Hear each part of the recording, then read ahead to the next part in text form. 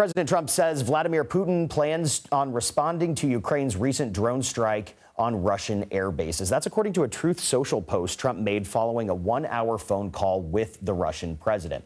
Ukrainian President Volodymyr Zelensky responded on X hours later, saying in part that, quote, if the powerful do not stop Putin, it means they share responsibility with him.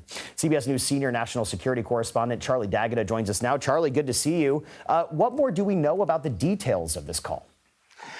Actually, we know a lot of details about the call. So we know that they spoke for about an hour and 15 minutes. The president sounded less optimistic, saying it was a good conversation, but not one that will lead to immediate peace, and that Putin very strongly, this is what he posted, will respond and will respond forcefully to the attacks on the air bases and his bombers. President Putin told Trump Ukraine was trying to derail the ceasefire talks by conducting these attacks, but that Putin believed that the latest round of Istanbul talks were useful. President Trump informed President Putin that he was not warned of the in advance of the attacks, and we know that for a fact here at the Pentagon.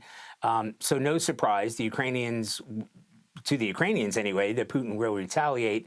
But, you know, there is a positive takeaway, I suppose, in the fact that Trump and Putin are talking.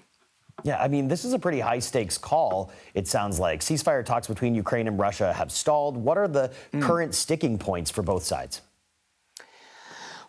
So, you know, Russia has come out swinging, which may not be a surprise considering the events of the past few days, which you and I have seen, right? We've seen that significant military escalation from both sides.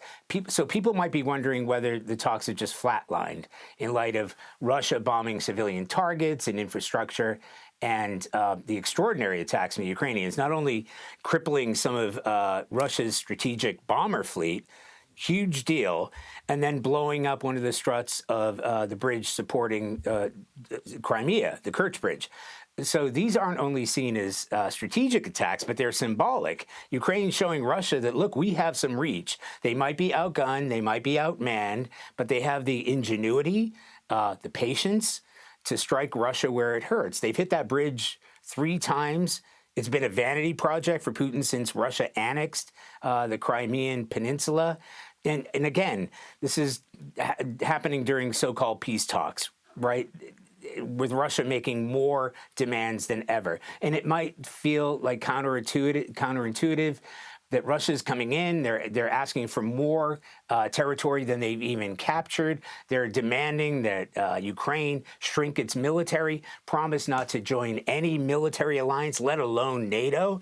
The Ukrainians say, look, that is tantamount to surrender. So we might look at this and think this isn't going any further, but peace may look a long way off, but the old adage goes, right? Both sides of a negotiation have to lose a little. And the fact that they're talking at all and making some progress, including President Putin's conversation with President Trump, may show that there is some light. Neither side is talking about it. They're talking about prisoner exchanges, but there might be some light ahead.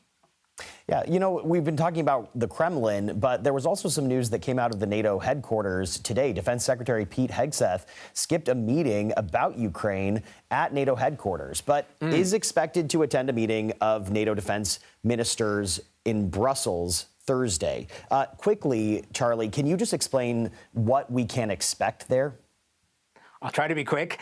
Honestly, it's going to be interesting to find out. So Hegseth, and to a wider extent, Trump administration has long been pressing NATO and America's partners to do more than their fair share to buck up. It shouldn't be any surprise that Hegseth backed out of that Ukraine meeting.